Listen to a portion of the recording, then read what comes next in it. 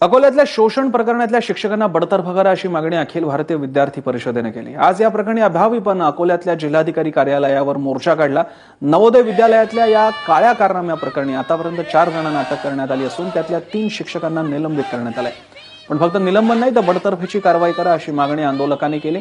इतकंच नाही तर राज्याच्या बालकल्याण मंत्र्यांनी विद्यार्थिनीची विचारपूस करण्याची मागणी आंदोलकांनी केली। अकोल्यातल्या नवोदय विद्यालयातल्या 55 विद्यार्थिनींचं लैंगिक शोषण होत असल्याचं उघडकीस आलंय। या प्रकरणात 4 जणांना अटक झाली आहे।